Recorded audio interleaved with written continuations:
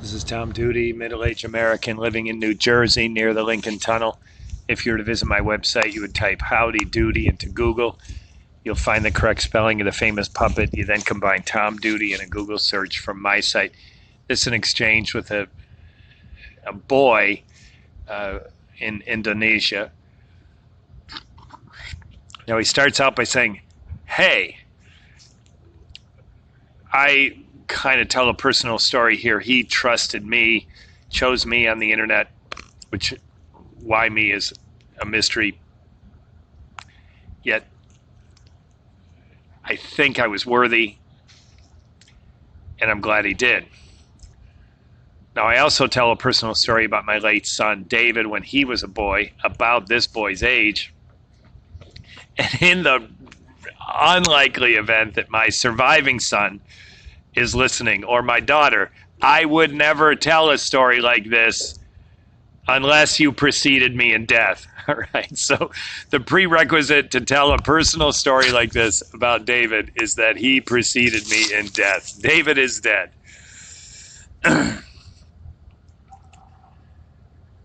I reply, "Hey, hola, glad to hear from you.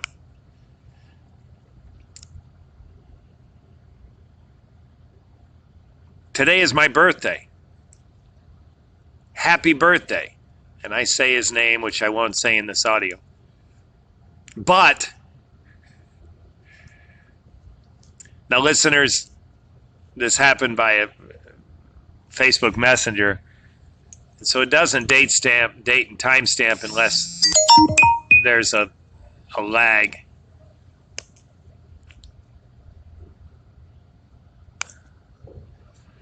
Atlanta Braves scored. Top of the 7th. So there was a lag. In other words, he happy birthday, and I said his name. He says, "But?" There's a lag. I say, "But?" And then I put my daily picture. More time passes. Maybe an overnight. This man's in a different hemisphere. And this boy is in a different hemisphere. He replies, "I'm very sad. No one say happy birthday for me. No one cares about me." Now I reply in audio that I won't play here because I'm afraid I say his name, and I don't want to do that. He replies to that audio and says, "Thanks. Close people in my family, nobody says happy birthday for me." Now, I did some checking and I found out that I was concerned that maybe nobody said happy birthday, but maybe Facebook wasn't notifying his friends that it was his birthday. So I checked that. And again, another audio that I won't play, and I kind of forgot what I said there.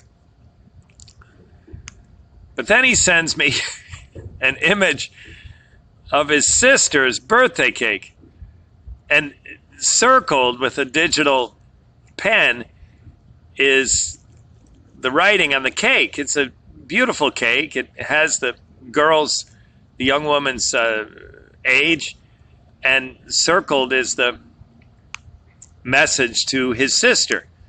It's in pink. It's beautiful. It's the kind of birthday cake you'd like to get, and a picture of his sister getting the cake with some kind of celebration in the local language, a video. She got a surprise from her, and I don't want to say that. I'm afraid to leave too many details. And then I don't exist at all with a very sad emoticon. Now, I put some audio messages together, and he replies, "Thank you very much. You are a very good person," to everyone. "Have a nice day." I send another message, voice message, which again, I'm afraid to play because I'm afraid it has his name. I send a tribute to my late son, which I posted many times. He was born in 1988. His name was David. And of course, the same last name as me, Duty. Died in 2007. And it's a tribute to him by a man called Brad Wortham.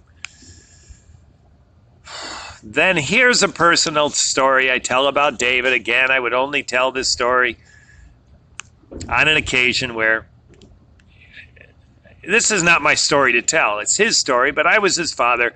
I was personally involved, and David is dead. So I have the liberty to tell this story. And it goes like this. It was his sister's first communion.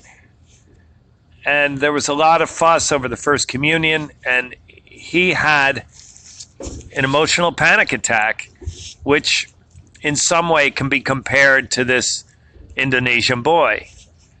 And then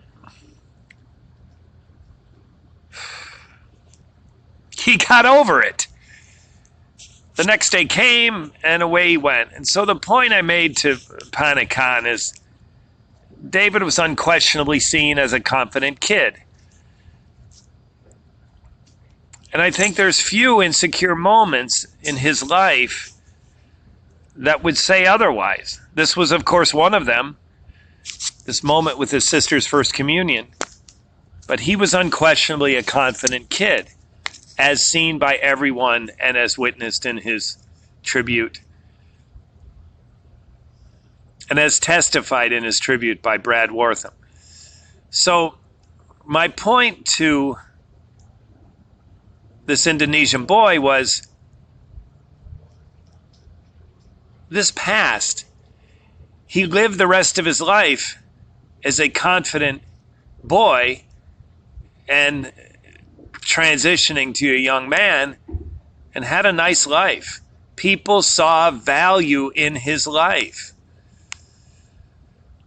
So again, significant time passes. I think it was an overnight in Indonesia. Wow. I want to ask you, your child must be happy to have parents like you. You are, it's absolutely a false statement.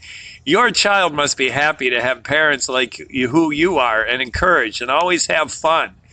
You know, I really envy life in America. I really want to come to America, but it's not possible anymore. By the way, the birthday song was so very beautiful. It was the first birthday song sung for me. And that's the end of the exchange. The birthday song, by the way, had my wife's voice in it. Listeners, I'm a father, once a father of three. My firstborn son died, and the other two who are living, my surviving son and my daughter, they have expressed anger at me, and anger that seems terminal. I'm not saying it is terminal. I'm saying it seems that way. It's gone on for more than a decade. And so I'm hungry for stuff like this. This is a boy in Indonesia that somehow I was able to touch in a moment of insecurity, and it just felt great. This has been Tom Duty, middle-aged American living in New Jersey near the Lincoln Tunnel.